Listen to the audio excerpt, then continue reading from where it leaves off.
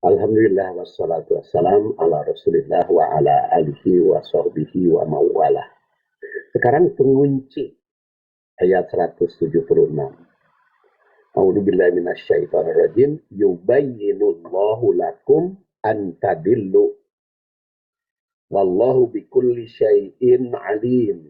Yubayyinu menjelaskan. Allahu Allah. Nah, ini yubayyinu itu kan fi'il mudhari ya. Jadi bisa bermakna sedang, bisa bermakna terus-menerus, bisa juga akan.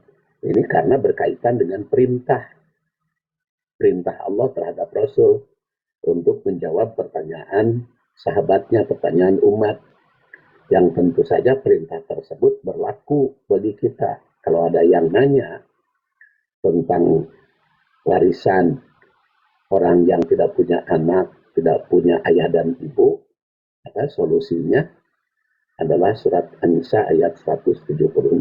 Dan yubayyinullah, Allah menjelaskan tentang hal ini. Lakum, kepada kalian, antadilu, supaya kalian tidak sesat.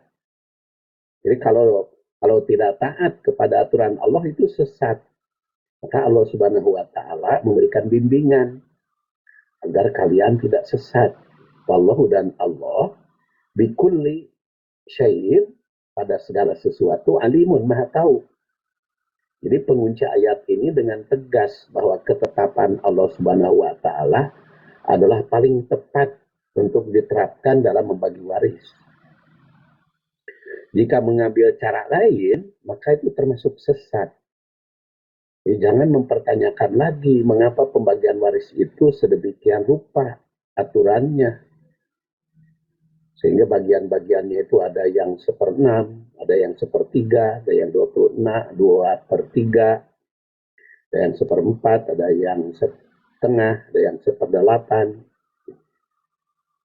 Itu ketentuan Allah supaya kalian tidak sesat.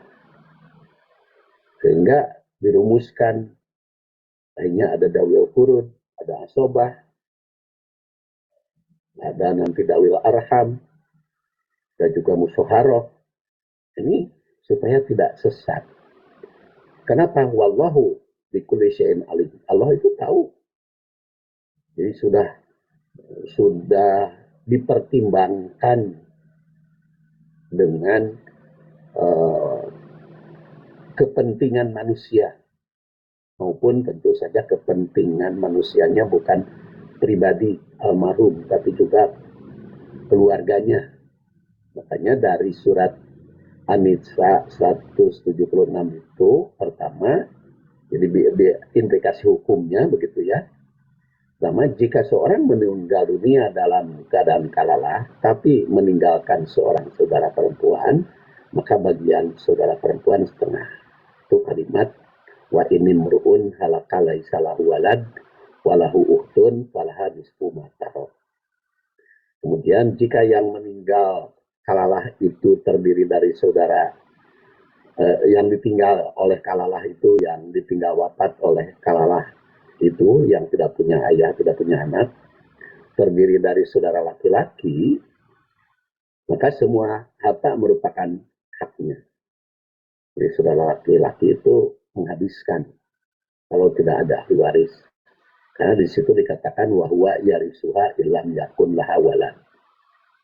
Kemudian jika almarhum kalalah itu meninggalkan saudara terdiri atas laki-laki dan perempuan, maka saudara laki-laki mendapat bagian 2 kali saudara perempuan. Itu ditandaskan wa in kanu ikhwatan rijalan wa nisaan falidzakari mislu hadzil unsayain. Kemudian yang keempat, jika saudara yang ditinggal wafat itu kalalah, semua perempuan saudaranya itu terdiri atas 2 orang atau lebih, maka haknya 2/3 dari harta almarhum dibagikan secara merata, sebagaimana tandaskan fa'in kana tasna ini, fa'in kana tasnata ini falahumas sulusan mimma tarok.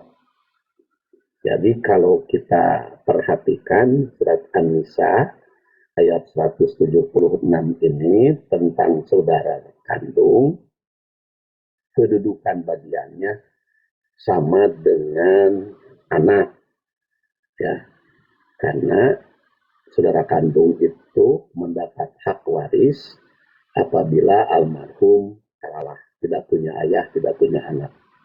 Jadi sekali lagi, saudara itu tidak akan mendapat bagian apabila almarhum meninggalkan anak dan meninggalkan ayah ibu. Tapi kalau tidak meninggalkan ayah dan dia tidak meninggalkan ayah melainkan punya anak perempuan, maka saudara masih tetap kalau anaknya perempuan saja, ya.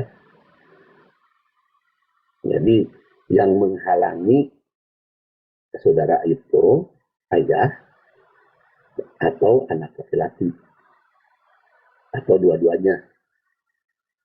Nah, ini ditandaskan oleh Allah Subhanahu wa taala, wallahu bikulli syai'in alim.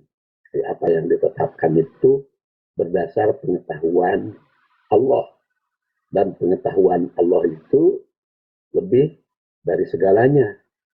Kita makan pengetahuannya sedikit. Kalau kepentingan materi kadang-kadang hanya lihat lahiriahnya saja. Sedangkan ruhaniyahnya, batiniahnya kan tidak tahu. Karena yang tahu tentang gaib, rahasia gaib itu hanya Allah Subhanahu wa taala. Demikian, terima kasih. Walhamdulillah ya alamin. Assalamualaikum warahmatullahi wabarakatuh.